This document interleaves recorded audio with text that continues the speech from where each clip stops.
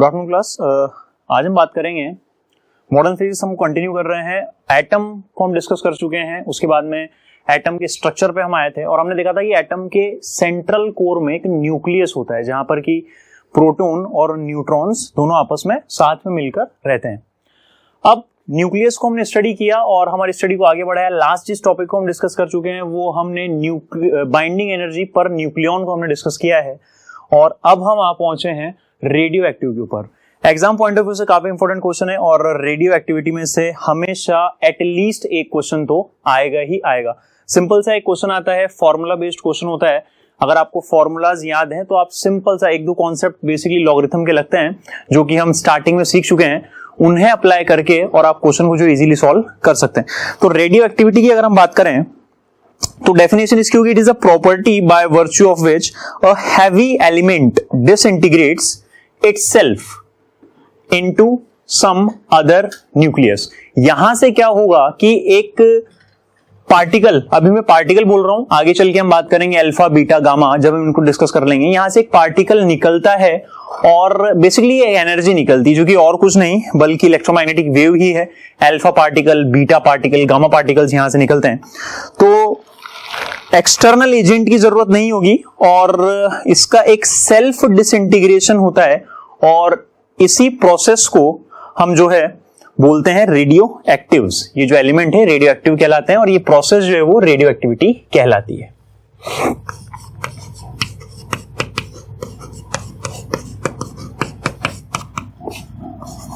Radio activity की हम बात करें तो first of all we have it is a property. Definition हम यहां पे लिख दें,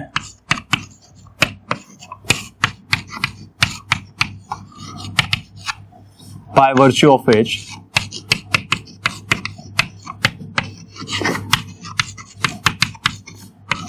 a heavy element disintegrates itself. Heavy element disintegrate itself without any external agent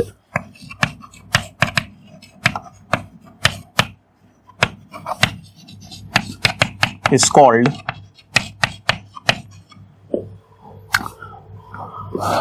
radioactivity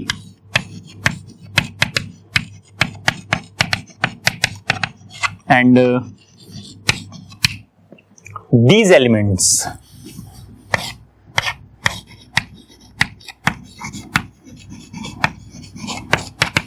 are called radioactive.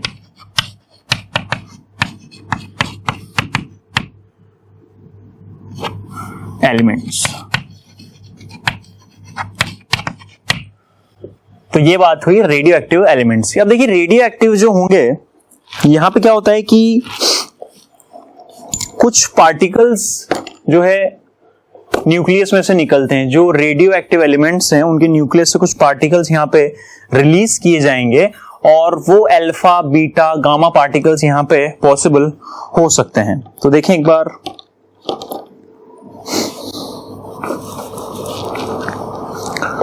The radiations emitted bye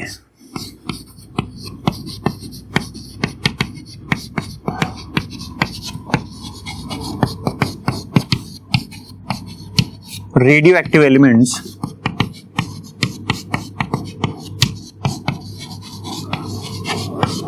can be of three types.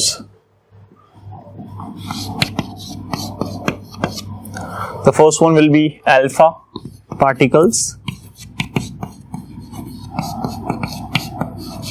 second one will be beta particles, and third one is gamma rays. Is that clear? तो तीन तरीके के यहाँ पे radiations जो होंगे वो as a result of radio activity बाहर निकलेंगे और इसे ही कहा जाता है अल्फा बीटा और गामा। इन अल्फा बीटा और गामा के बारे में सेपरेटली भी हम बात करेंगे। तो आइए एक एक करके अब हम इन तीनों पॉइंट्स को डिस्कस करते हैं।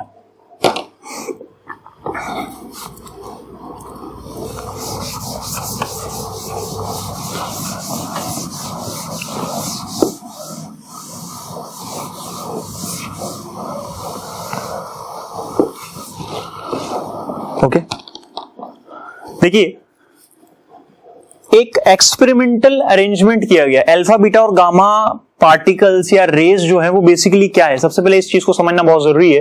तो first of all we have an experimental arrangement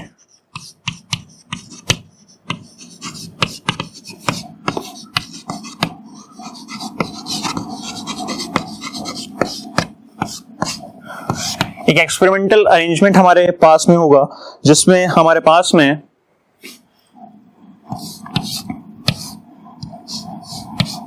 एक लेड के बॉक्स के अंदर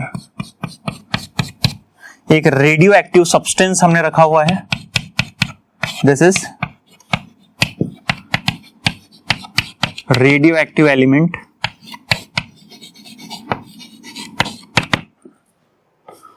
लेड के यहां पे बॉक्स होगा ताकि जो यहां से रेडियो एक्टिव रेडिएशंस जो यहां पे बाहर निकलेंगी वो एक पर्टिकुलर डायरेक्शन में उसे क्या कर सकूं, कंसंट्रेट कर सकूं। क्लियर? यहां पे हमने क्या किया है, एक इलेक्ट्रिक फील्ड अप्लाई किया है। देखिएगा, तो यहां पे हमने पॉजिटिव चार्ज दिया है, इधर आपने नेगेटिव चार्ज इसे दिया है। अब हुआ क्या, ये देखा गया, एक्सपेरिमेंटली ऑब्जर्व किया गया कि यहां से 3 तरीके की रेडिएशंस बाहर निकली। कौन सी थी वो 3 तरह की रेडिएशन, वो पता कैसे लगा, उन पे चार्ज कौन सा रहा होगा, इसके बारे में हमें जानकारी कहां से मिली, वो एक बार देखें। एक पार्टिकल मिले, एक तरह की रेडिएशंस थी जो पॉजिटिव प्लेट की तरफ अट्रैक्ट हुई। दूसरे टाइप की जो रेडिएशंस थी वो कुछ ऐसी थी जो नेगेटिव प्लेट की तरफ अट्रैक्ट हुई। और तीसरे तरह की जो रेडिएशन थी वो ना ही पॉजिटिव और ना ही नेगेटिव की तरफ अट्रैक्ट हुई और वो बिना अपने पाथ से डेविएट हुए सीधी चली गई। तो यहां से मैं बोल सकता हूं कि कुछ पार्टिकल ऐसे थे जिन पर पॉजिटिव चार्ज था, कुछ पार्टिकल ऐसे थे जिन पर नेगेटिव चार्ज था और कुछ पार्टिकल ऐसे थे जिन पे कोई चार्ज नहीं था, यानी कि इलेक्ट्रिकली न्यूट्रल ये थे। क्या रहे होंगे, ये न्यूट्रल रहे होंगे। क्लियर है? तो जो पार्टिकल्स पॉजिटिव प्लेट की तरफ मुड़े, या हम नेगेटिव से बात करते हैं, जो पार्टिकल नेगेटिव प्लेट की तरफ मुड़े, ऑब्वियस सी बात है वो पॉजिटिवली चार्ज्ड पार्टिकल रहे होंगे। तो ये थे आपके अल्फा पार्टिकल्स। जो पॉजिटिव की तरफ मुड़ेंगे वो आपके हो जाएंगे बीटा पार्टिकल्स, यानी कि निगेटिव। और जो स्ट्रेट रहे, कहीं भी नहीं मुड़े, ये हैं आपके gamma. So what we have this is gamma. जहां कोई चार्ज नहीं है वो गामा है, जो नेगेटिव चार्ज है वो बीटा है और जो पॉजिटिव चार्ज है वो अल्फा है। तो यहां से हमने एक्सपेरिमेंटल अरेंजमेंट से ये बात क्लियर कर ली कि 3 तरीके की चीजें हैं रेडियो एक्टिविटी के रिजल्टेंट, रेडियो एक्टिव के as a result of the radio activity किसी भी रेडियो एक्टिव सब्सटेंस में से निकलेंगी। That will be first one is alpha, beta and gamma. अब इनकी कुछ प्रॉपर्टीज के बारे में बात करनी, अल्फा, बीटा और गामा जो है इनको एक बार सेपरेटली हम देख लें। कुछ थ्योरेटिकल पॉइंट्स है, खास बात नहीं है, लेकिन फिर भी आपको ध्यान होना चाहिए ताकि किसी क्वेश्चन में अगर एक थ्योरेटिकल मान लीजिए कॉन्सेप्ट अप्लाई करना है आपको तो आप उसे जरूरत पड़ने पर अप्लाई कर सके। तो सबसे पहले मैं बात करूंगा अल्फा पार्टिकल्स के बारे में।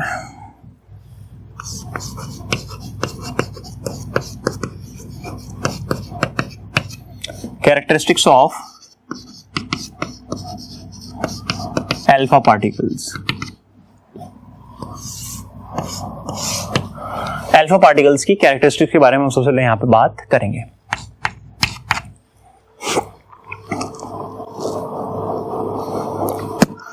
चार्ज जो होता है अल्फा पार्टिकल्स के ऊपर वो almost double of the proton होता है।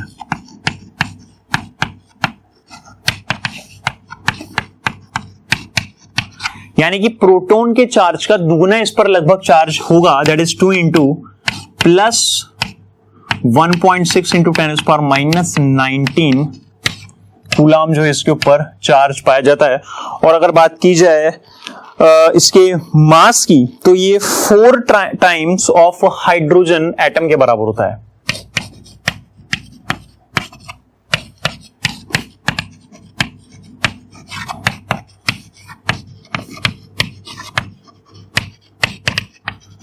मास कितना होगा इसका? 4 टाइम्स ऑफ हाइड्रोजन एटम के बराबर इसका मास हो जाएगा। तो चार्ज होगा प्रोटॉन का डबल, मास होगा 4 टाइम्स ऑफ हाइड्रोजन एटम। तो यही रीजन है कि इसे देखिए क्या बोला जाता है, इसे न्यूक्लियस ऑफ हीलियम भी बोला जाता है।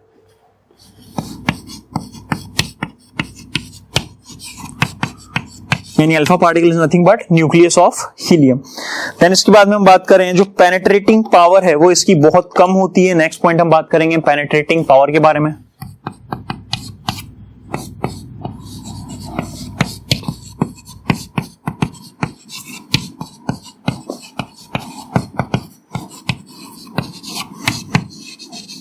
बहुत कम इसकी पेनेट्रेटिंग पावर होगी। फिर हम बात करें नेक्स्ट पॉइंट, फोटोग्राफिक प्लेट को इफेक्टेड करता है ये।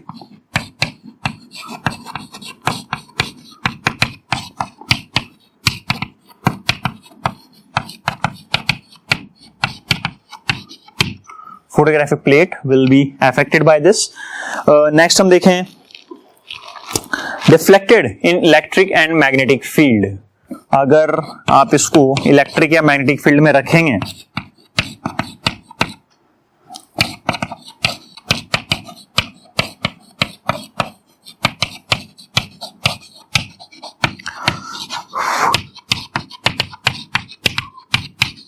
इलेक्ट्रिक और मैग्नेटिक फील्ड में जो ये डिफ्लेक्ट होते हैं, on being stopped they produces heating effect. जब इन्हें रोका जाता है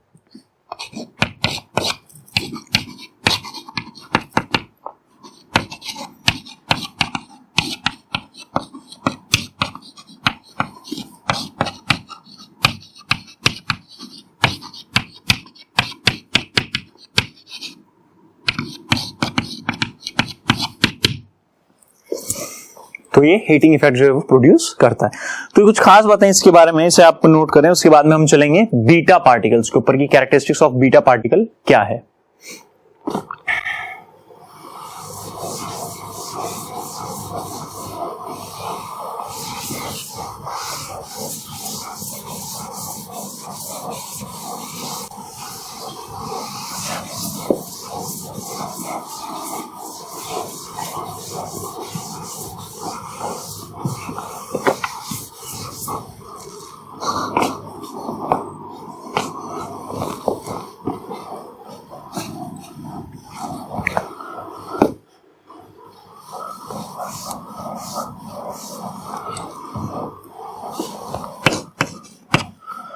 बीटा पार्टिकल की कैरेक्टरिस्टिक्स को देखें तो सबसे पहले है चार्ज जो होता है बीटा पार्टिकल पे, ये होता है same as that of electron.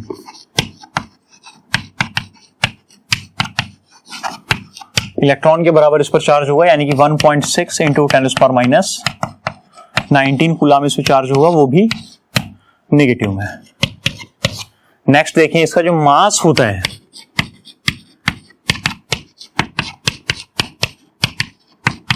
ये भी इलेक्ट्रॉन के बराबर ही होता है, यानी कि आप बोल सकते हैं in short they are equivalent to electrons, similar to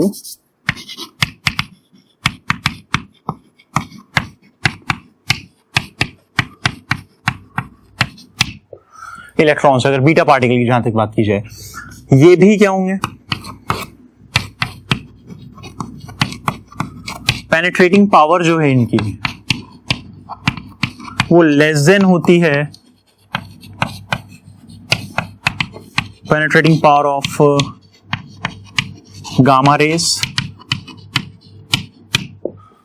but greater than होगी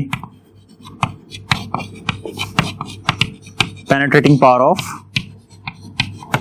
अल्फा रेस। अल्फा से या अल्फा पार्टिकल आप बोल सकते हैं, ज्यादा इनकी पेनिट्रेटिंग पावर होगी, फोटोग्राफिक प्लेट को इफेक्ट करेंगे।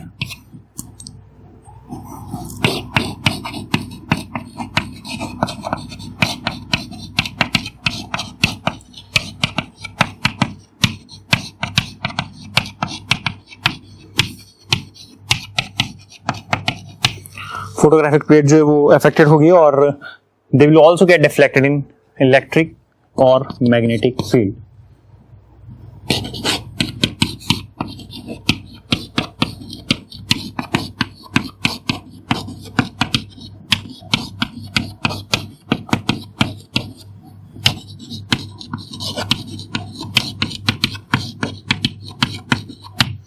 इलेक्ट्रिक और मैग्नेटिक फील्ड में जो है ये डिफ्लेक्ट होते हैं क्योंकि चार्ज्ड पार्टिकल है। नेक्स्ट फाइनली हम बात करेंगे गामा रेस के बारे में।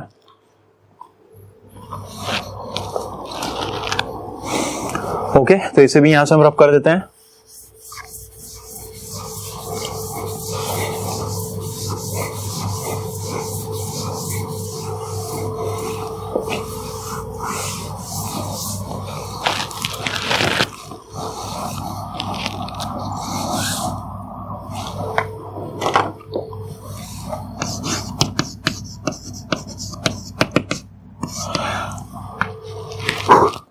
तो देखते हैं गामा रेस क्या होती है।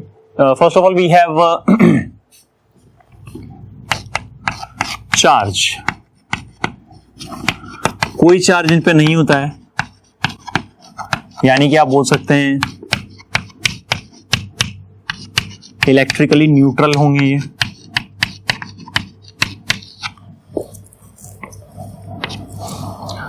नेक्स्ट अगर हम बात करें इसके मास की तो रेस्ट मास 0 होगा।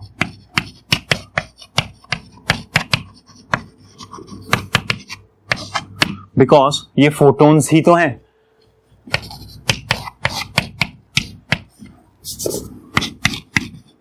दे are not deflected in electric और मैग्नेटिक फील्ड। इलेक्ट्रिक और मैग्नेटिक फील्ड में ये जो है डिफ्लेक्ट नहीं होते हैं। पेनेट्रेटिंग पावर की अगर बात की जाए तो बहुत ज्यादा होती है इनकी।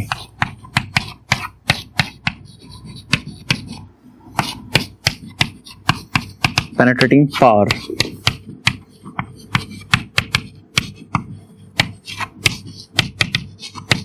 is very high. They travels with the speed of light.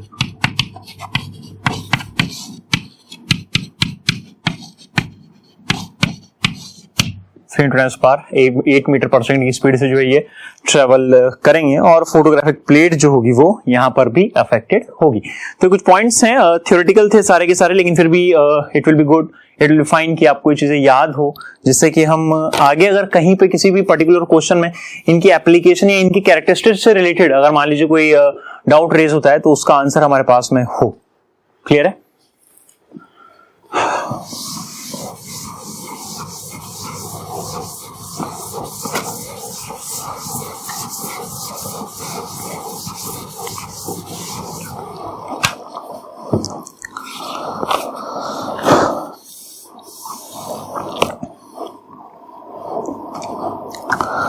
अब हम बात करेंगे न्यूक्लियर फोर्स के बारे में कि न्यूक्लियर फोर्स क्या है।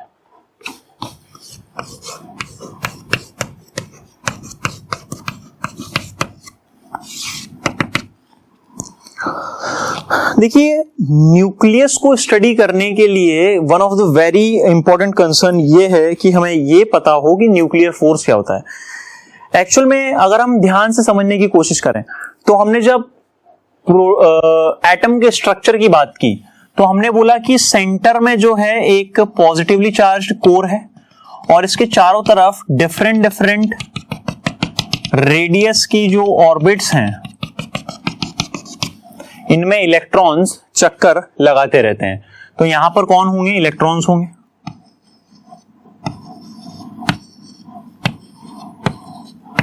बाहर इलेक्ट्रॉन्स होंगे। ये हमारे लिए अभी कंसर्न नहीं है, एरिया ऑफ कंसर्न नहीं है। हम बात कर रहे हैं न्यूक्लियस की, जहां पर बहुत सारे प्रोटॉन्स हैं और न्यूट्रॉन्स भी हैं।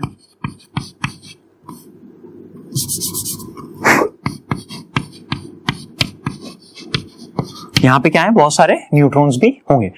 अब अगर हम ध्यान से यहां पर देखें तो आप पाएंगे कि बहुत सारे पॉजिटिव चार्ज जो हैं वो एक साथ कंसंट्रेटेड हैं किसके अंदर, न्यूक्लियस के अंदर। ऐसा कैसे पॉसिबल है, कभी सोचा आपने कि बहुत सारे पॉजिटिव चार्जेस बहुत ही छोटी सी जगह में, क्योंकि हमने बोला था जो वॉल्यूम होता है न्यूक्लियस का वो आपके पूरे के पूरे एटम के कंपैरिजन में बहुत बहुत बहुत बहुत कम होता है। यहां जो आपने इसकी साइज मानी थी, साइज का ऑर्डर हमारे पास निकल के आया था 10⁻15 मीटर, यानी कि फर्मी के आसपास का होता है, जो कि बहुत ही छोटा साइज होता है। वहां पर अगर मान लीजिए बहुत सारे प्रोटॉन्स एक साथ हैं तो वो किस तरीके से रहते होंगे, क्यों, क्योंकि जब दो प्रोटॉन एक साथ होंगे, प्रोटॉन प्रोटॉन होंगे, तो दोनों पे पॉजिटिव चार्ज है और इनके बीच का डिस्टेंस बहुत कम है, यानी कि इनके बीच में इलेक्ट्रोस्टैटिक फोर्स लगेगा और वो रिपल्सिव नेचर का होगा, यानी कि चाहेगा ये दोनों बहुत दूर दूर चले जाएं, लेकिन ऐसा नहीं होता है। न्यूक्लियस जो है वो इन सभी को बांध के रखता है और इन सभी को बांध के रखने का जो काम है वो होता है आपके न्यूक्लियर फोर्स का। यानी कि न्यूक्लियर फोर्स एक ऐसा फोर्स है जो प्रोटॉन प्रोटॉन, प्रोटॉन न्यूट्रॉन और न्यूट्रॉन न्यूट्रॉन के बीच में लगेगा। तो यहां से एक बहुत इंपॉर्टेंट जो डिस्कशन में कर सकता हूं, जो बात में बोल सकता हूं, वो ये it is independent of the charge.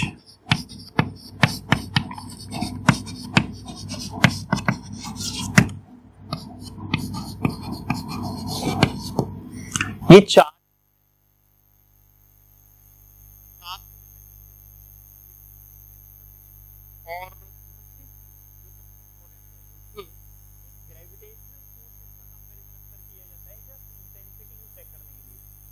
Intensity है वो कितनी ज्यादा अलग होगी या कितनी वेरी कर सकती है।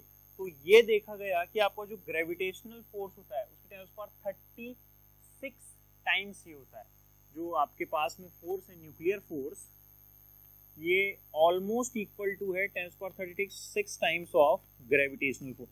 इस चीज को ध्यान रखिएगा, इससे आपको ये थोड़ा सा समझने में मदद मिलेगी।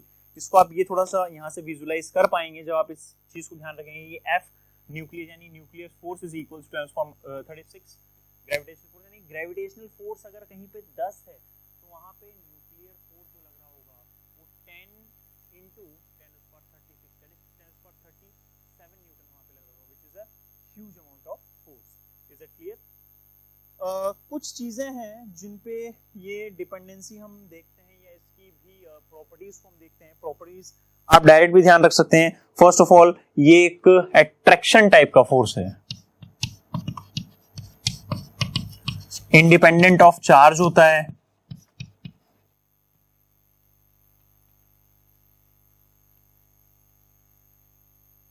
चार्ज पर डिपेंड नहीं करता है ये। देन ये एक सेंट्रल फोर्स नहीं है, सेंट्रलाइज फोर्स नहीं है।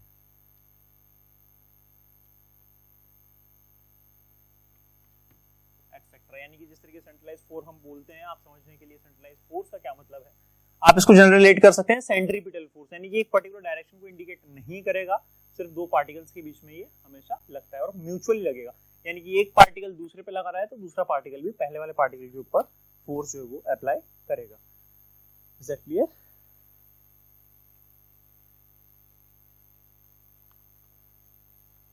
इसके बाद में हम बात करेंगे laws of radio active disintegration.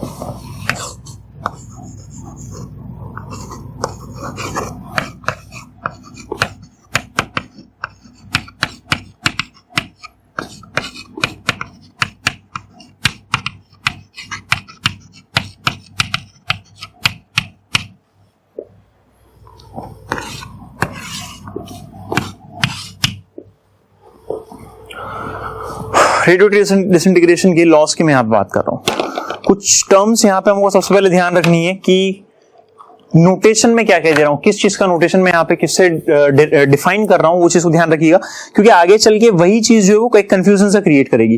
तो मैं मान लेता हूँ let number of radio active nuclear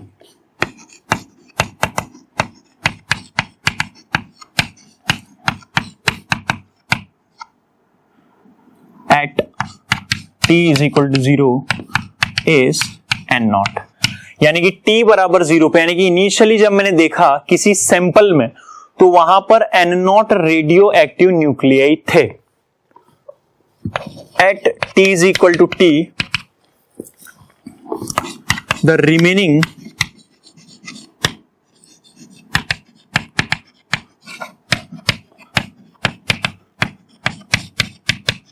radioactive nuclei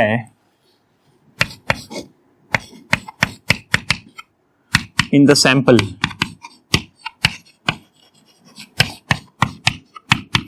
is n, यानी कि कुछ देर t टाइम के बाद में n रेडियोएक्टिव न्यूक्लियाई यहां पे बचते हैं। तो मैं ये बोल देता हूं कि मान लीजिए कि बहुत ही स्मॉल टाइम dt में, in time dt, let dn radioactive are disintegrated.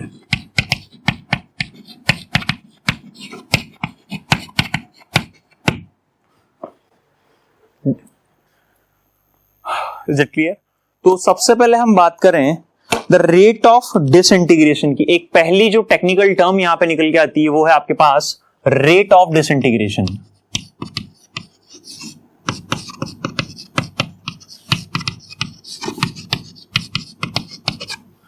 देखिए रेट ऑफ डिसइंटीग्रेशन का मतलब क्या है? रेट ऑफ डिसइंटीग्रेशन का मतलब बड़ा आसान है कि किस रेट से रेडियो एक्टिविटी की जो प्रोसेस है वो चल रही है, यानी कि जो रेडियो एक्टिव न्यूक्लियाई का जो सैंपल आपने लिया हुआ है उसका रेडियो एक्टिव, उसका डिसइंटीग्रेशन हो रहा होगा, रेडियो एक्टिव की प्रोसेस यहां पर होगी, कितना जल्दी जल्दी वो हो रहा है, डिसइंटीग्रेट कितनी जल्दी हो रहे हैं। यानी कि रेट अगर ज्यादा होगी तो आप बोल सकते हैं कि डिसइंटीग्रेशन जल्दी चल रहा है, और रेट अगर कम होगी यानी कि बोल सकते हैं डिसइंटीग्रेशन की प्रोसेस जो है थोड़ी स्लो है, धीरे धीरे यहां पे हो रहा है। तो ये आप लिखेंगे dn बाय dt से, रेट ऑफ डिसइंटीग्रेशन। क्लियर है? अब देखें जो रेट ऑफ डिसइंटीग्रेशन होती है, लॉ क्या बोलता है, जिस लॉ को हम डिस्कस कर रहे हैं यहां पे बेसिकली, उस पर अब हम आ गए हैं कि जो rate of radio active disintegration है ये उस टाइम सैंपल में present active radio active nuclei के प्रोपोर्शनल होती है। n इज इक्वल्स टू क्या है यहां पे, एक्टिव रेडियो एक्टिव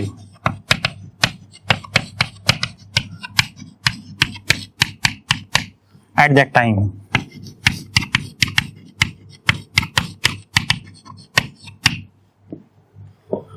क्लियर है? तो यहां पे dn by dt will be equals to lambda n, और यहां पे नेगेटिव का साइन लगाया जाता है because number of radioactive nuclei जो है वो ऑब्वियसली घट रहे होंगे, इनकी जो संख्या है उसमें हम जानते हैं कि कमी हो रही होगी। क्लियर है? तो इसको हम आगे किस तरीके से प्रोसीड कर सकते हैं, we have dn is equals to minus lambda n dt। तो आप लिख दीजिए dn upon n is equals to minus lambda dt। चाहे तो लिमिट हम यहां पे लगा सकते हैं ताकि आगे आपको कांस्टेंट की वैल्यू फाइंड ना करनी पड़े। इनिशियली n0 रेडियोएक्टिव न्यूक्लियाई थे जो कि हमने लिया हुआ है t इज इक्वल टू 0 पे, तो t की लिमिट आप लगा दीजिएगा 0 से t तक। इंटीग्रेट आप इसे करेंगे, you will get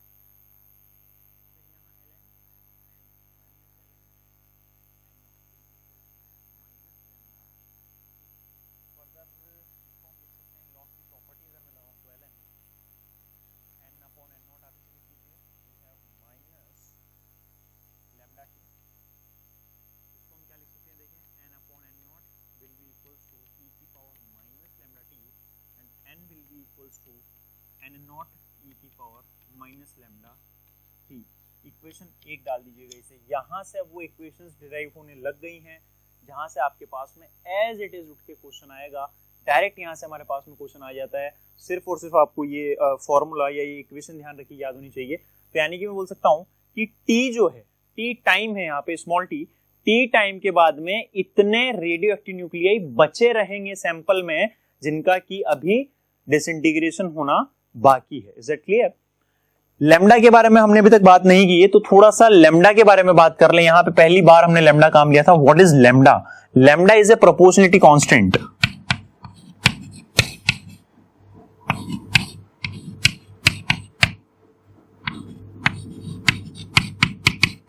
constant called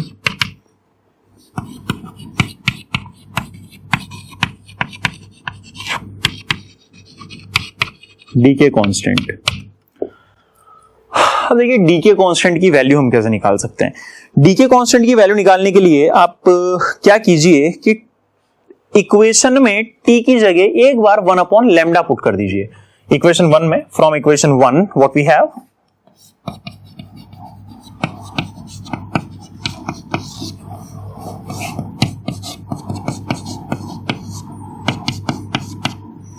putting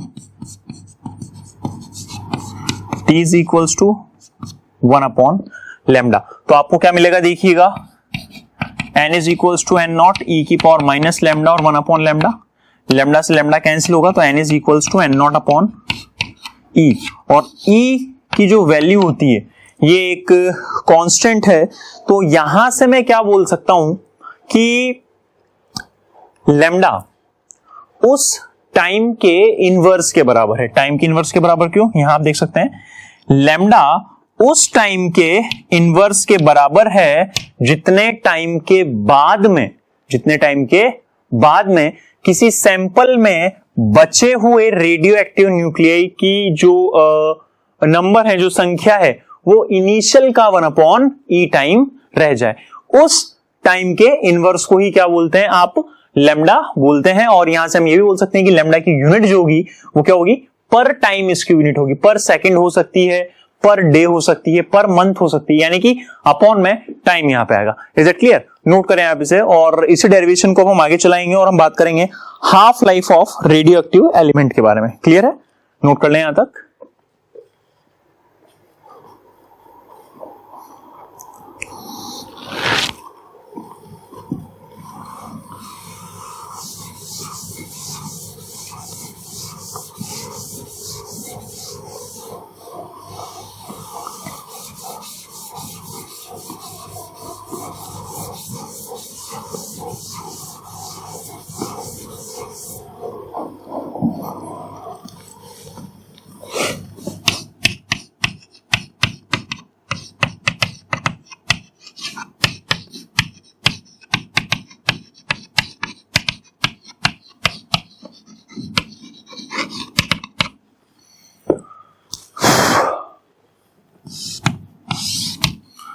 radio active element की हाफ लाइफ के बारे में बात करेंगे फ्रॉम इक्वेशन 1। सबसे पहले लिख दें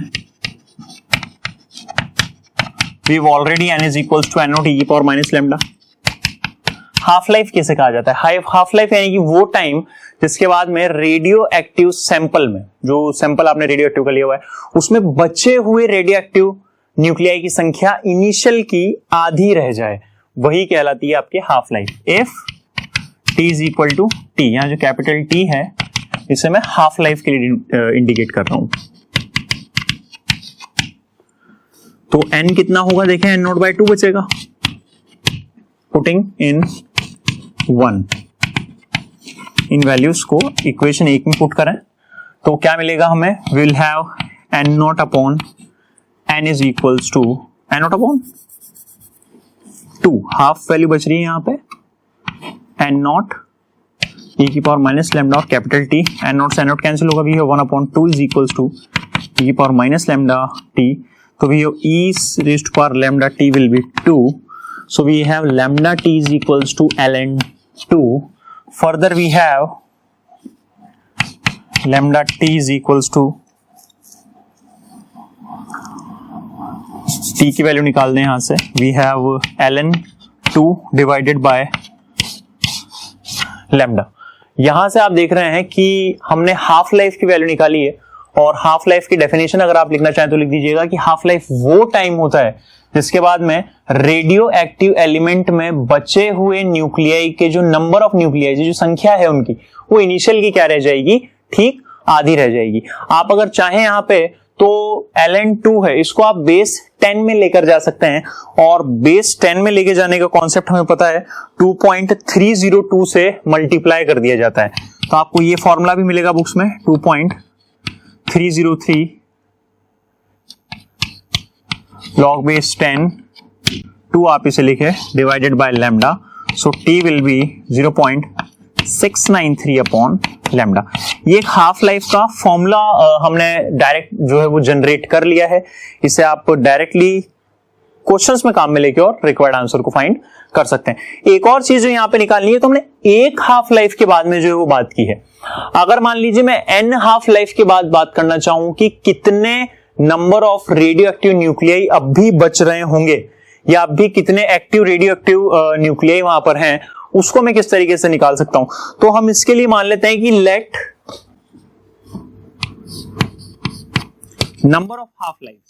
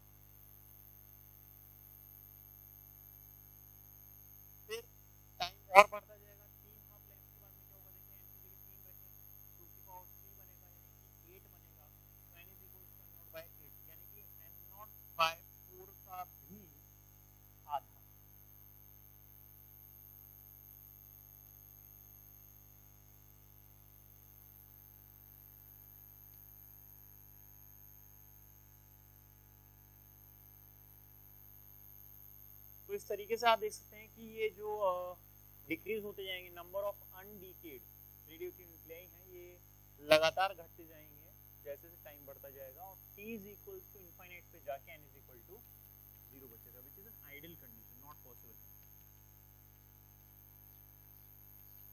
क्लियर है? ग्राफ भी बना दीजिएगा और यहाँ से इस डेरिवेशन को सारी की सारी कंडीशंस को भी आप एक एक करके और नोट कर लें।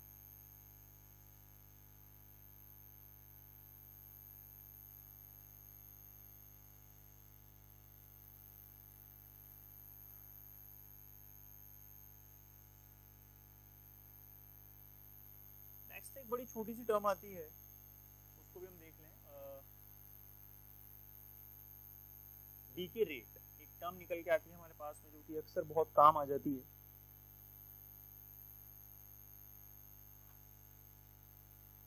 रेट ऑफ डिसइंटीग्रेशन यानी कि डीके रेट।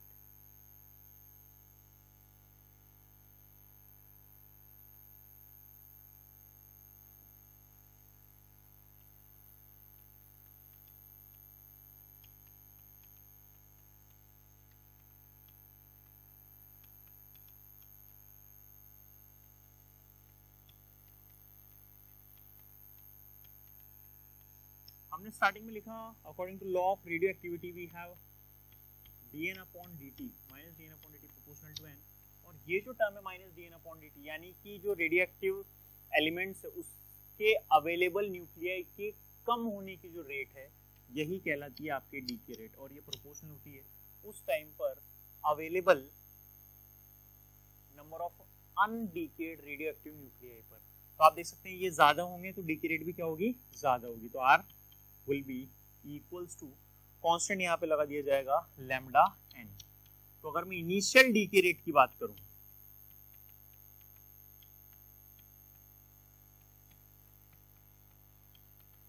ये क्या होगी, r naught will be equals to lambda n naught, it is initial decay rate.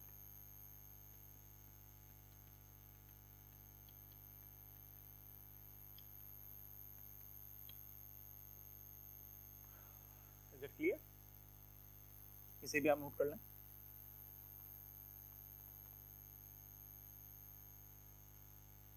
और इसके बाद फाइनली हम आ गए हैं एवरेज लाइफ और mean life of radio active element.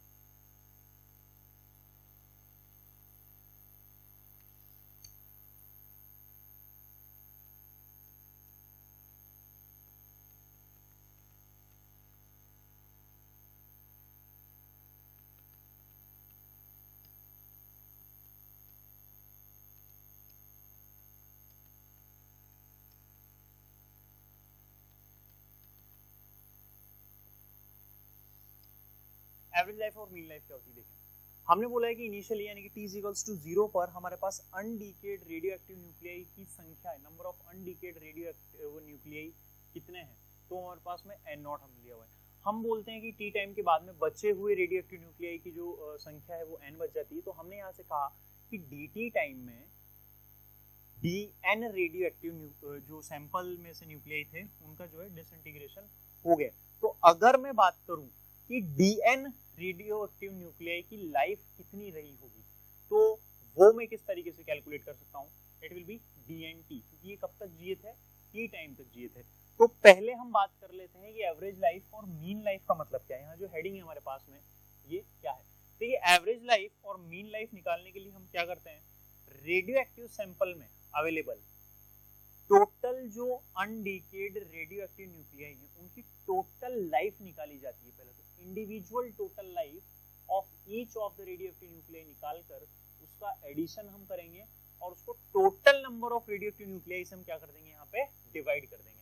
तो आपके पास में उस रेडियो एक्टिव सैंपल की मीन लाइफ निकल के आ जाती है। Is it clear? तो करना क्या है, हमें पहले ये देख लें, फॉर्मूला लिख दीजिएगा mean life,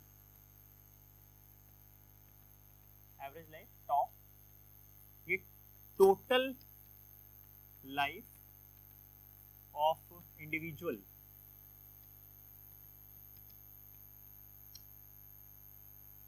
in sample divided by total number of radioactive nuclear. अब देखिए टोटल लाइफ में कैसे निकाल सकता हूं। टोटल लाइफ आप ऐसे निकाल सकते हैं कि life of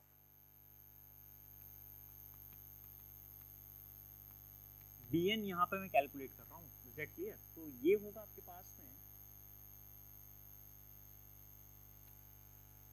T DN, is that clear, क्योंकि ये जो है टी टाइम तक जिए हैं। तो टोटल लाइफ आप इनकी कैसे निकालेंगे।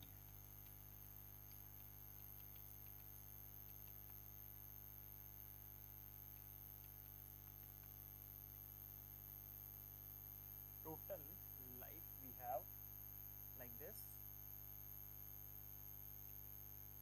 Integration of T DN. Limit कहां से कहां तक लिखेंगे, 0 से एन नॉट तक। लिमिट लिखते टाइम आप ध्यान रखें, बहुत सी जगह पे आप देखेंगे लिमिट जो है वो एन नॉट से 0 तक भी होती है, क्योंकि इनिशियली जो एन की वैल्यू मैक्सिमम होती है, जैसे जैसे टाइम बढ़ता जाता है टाइमिंग वो कम होती जाएगी। तो यहाँ पे फॉर्मूले में हम वैल्यू पुट करेंगे, we have T D N divided by integration of D N निकल जाएगा। टोटल नंबर हम यहाँ पे लगाएंगे, तो टोटल नंबर जब आप लगाएंगे तो we have nothing but N naught हमें यहाँ पे मिल जाएगा। अब फ्रॉम इक्वेशन 1 पे चलते हैं, we have n is equals to N naught e की पावर माइनस लेमडा टी था।